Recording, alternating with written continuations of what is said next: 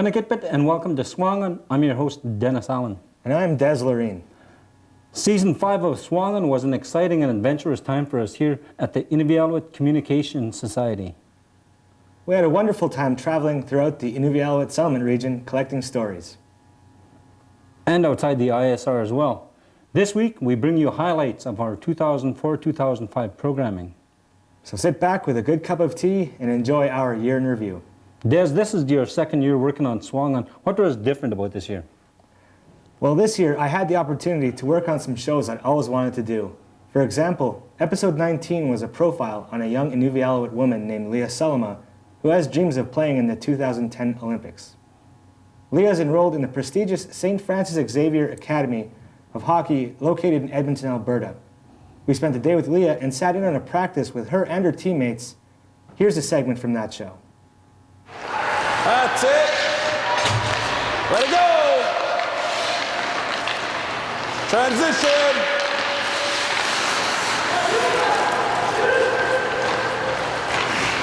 There you go. Green puck, out green. I'm Leah Salma and I play goalie. I started hockey when I was like 9.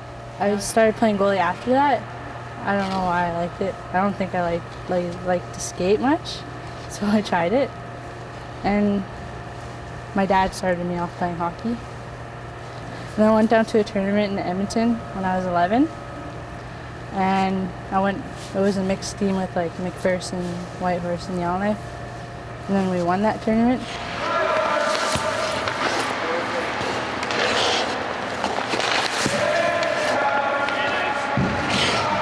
And then when I was 12, I went to the Arctic Winter Games with the boys, Kiwi boys. And then that year I went to the Western Canadian Shield Championships. And those are for any age woman. And I was like 12, so it was kind of hard. But we didn't do as bad as we thought.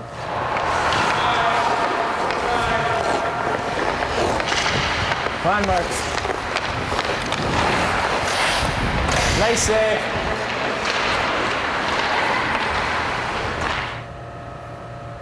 I went to our Arctic Winter Games last year.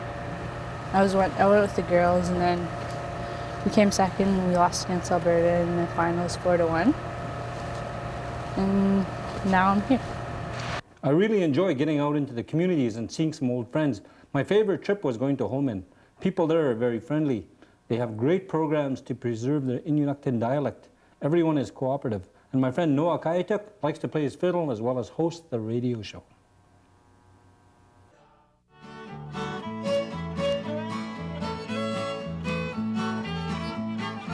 My name is Noah Kayatuk from Holmen Island.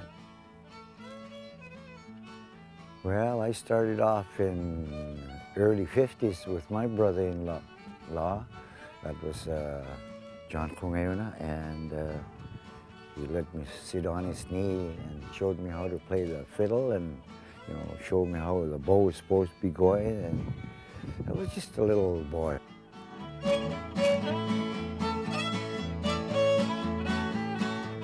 You know what?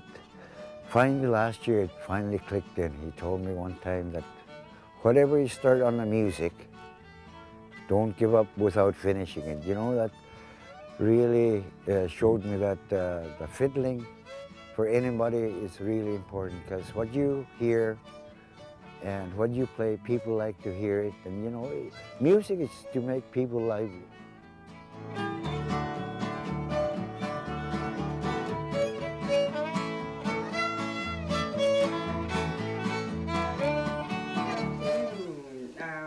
You're going to be playing a game this afternoon at 2 o'clock, where you could win yourself a great prize, like $25 gift certificate, for free movie rental from the Northern, or $5 calling card to call someone who cares, and that comes from the co-op. You have 10 items up for today. We try to keep our language going, keep it strong, so the radio is one way we try to put our language across for other people to hear and to learn, because I still have a lot to learn. And so we do our best with the radio show contest, which has been going great. Destination. Teenagers are a little bit harder to teach. I think they're influenced by TV and everything else, so we're trying to figure out how to get them to buy into speaking the language and thinking it's cool, so we thought of trying the theater group. We haven't had many teenagers attending the theater group, but we're hoping. In August of last year, I got to travel with Inuit hockey star Jordan Tutu on his tour of the Inuvialuit settlement region. Traveling with Jordan gave me an insight into the life of a celebrity. Next year, I'm hosting my own tour of the ISR. Just kidding. Actually, I'm not. It was time to move to the community of Holman to meet more of his dedicated fans. The community of Holman is also a very busy place in the summer. It hosts its annual golf tournament, the Billy Joss Open, and is home to many talented artists. Patrick! Thank you. Yeah, here, you got a card? No. Thank you. Yeah. Right on. Very welcoming people here, eh? Very. Gotta love Holman.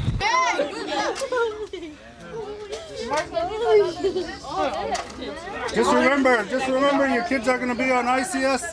APTN. APTN. Where are we?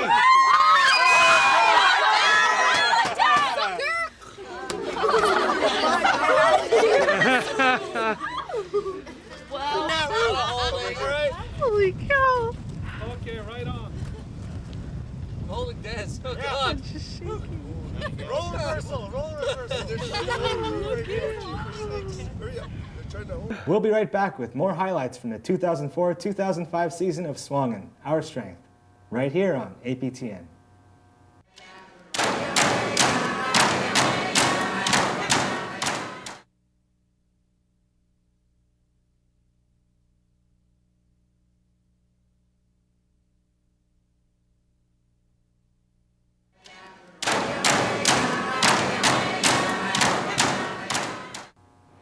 I've always wanted to do a film on my father, Victor Allen. And last summer, I had that opportunity when the National Film Board of Canada came out to our whaling camp at Baby Island. I did a behind-the-scenes profile of making a film. We're at Baby Island. We're about 96 air kilometers from Inuvik and about 120 miles by boat. Sit over here. Oh, here we go. Jump to the pump.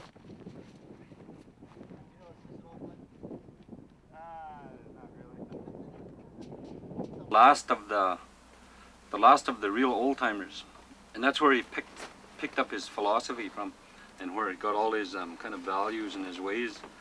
And I grew up in a different world.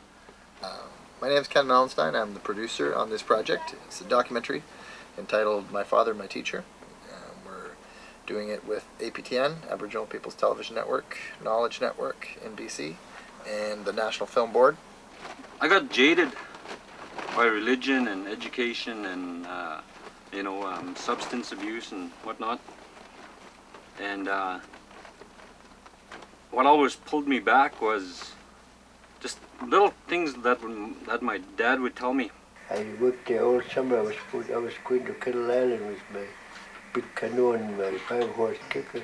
Just Jerry was a little boy. We stopped there. Gary Newton was working there. Oh, yeah, And they had 245s. They made a wrap.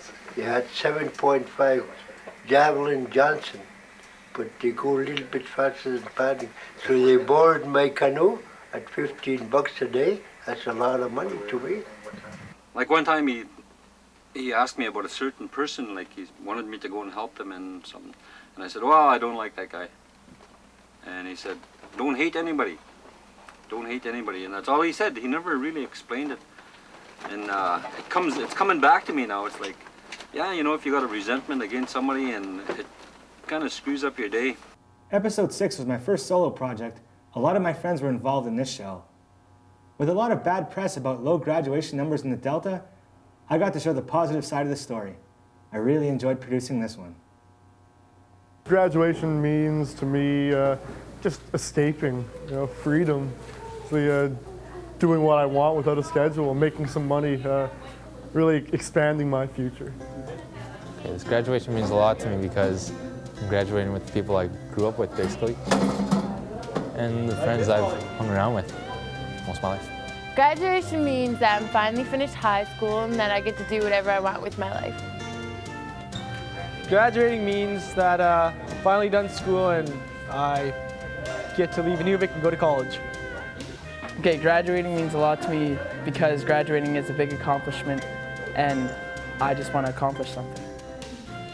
Well, yeah, this grad means so much to me because, I mean, this is me going out into the real world. And, yeah, I'm basically on my own after this. And, I mean, it's going to be fun, it's going to be new, it's going to hit me in the teeth because, yeah, I'm not really expecting this. I don't really feel as if I'm gradding either. I mean, I feel I'm still, should be in kindergarten.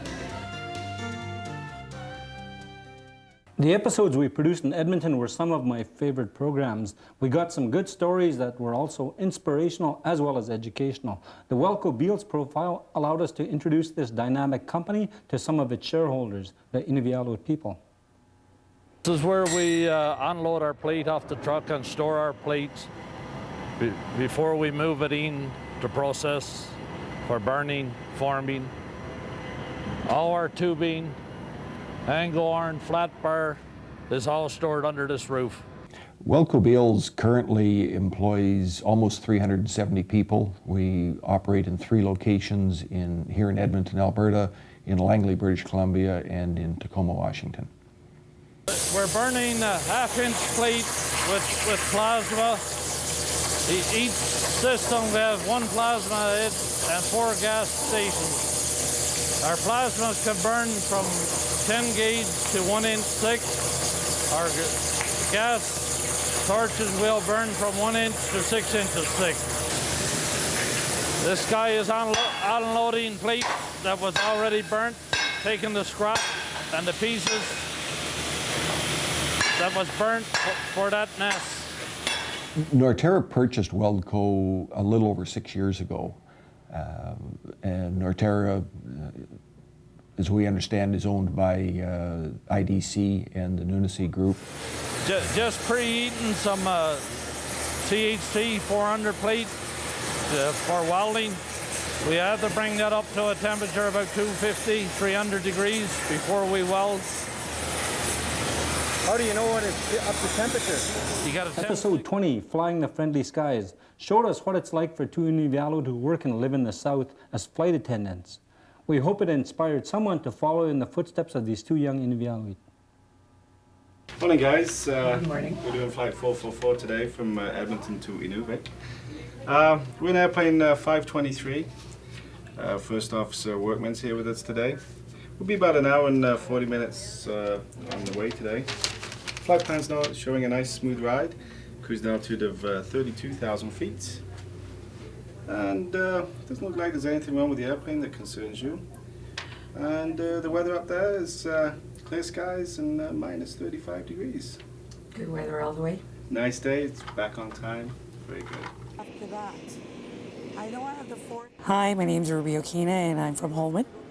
My Christmas party, but that didn't work out, so. I'm a Canadian North flight attendant. I've been a flight attendant with this company for 2.5 years. Then I could come with you and Pierre. Because right? I got Christmas off, I don't have any extra days off beginning of the month. My checks start right about here, my first aid, checking the first aid. Hi, I'm Robert Lenny from Inuvik. And it's there.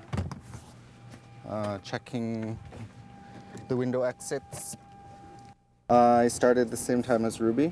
We went to training together 2.5 years ago. Can only go so far. Just to have a clear path to the exits. And to the front. In episode 22, The Young and the Restless, I got to produce a show that reflects my own thoughts on growing up in Inuvik and the challenges young people face. Young people and their concerns are often overlooked by more pressing issues. Probably have, 1,400 to 1,500 youth in the community. And a lot of those youth are doing very productive, healthy things. They're involved in sports teams, they're involved in cultural events and organizations, they're involved in working. But then, we probably have 10 to 15 youth in town that are, creating problems. They're doing vandalism, they're throwing rocks at cars as they drive by, and they're, stealing snow machines. And I think, we just need to look at how that problem can be solved. Is it a problem because they're not getting attention at home and direction they need? And then, what can be done? We'll be right back with more highlights from the 2004-2005 season of SUAANGAN, Our Strength, right here on APTN.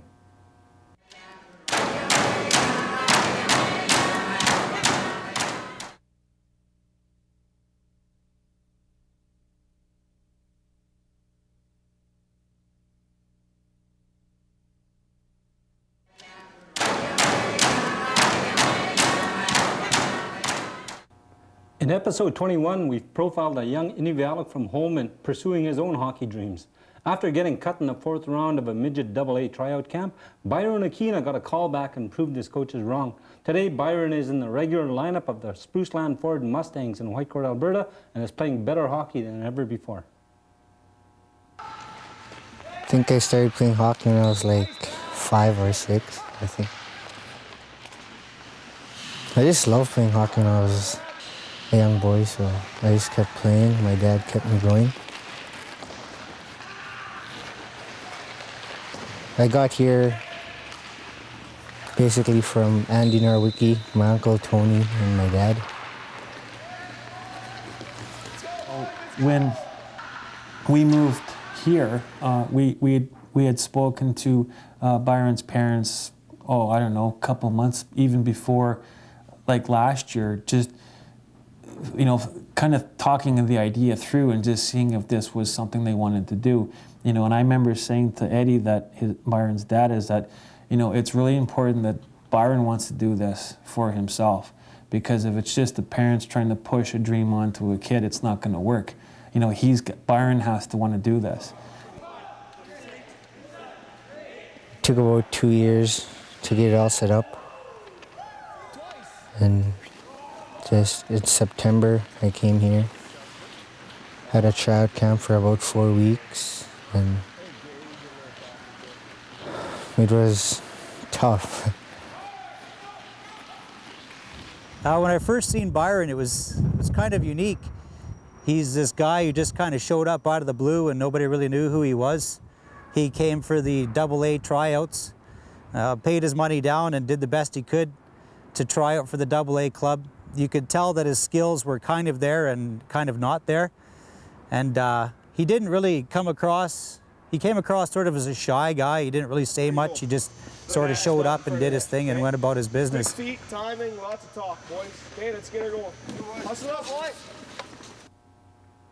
In episode 16, we saw the heartwarming story of how an Inuvik teacher gave a second chance to a group of troubled youth.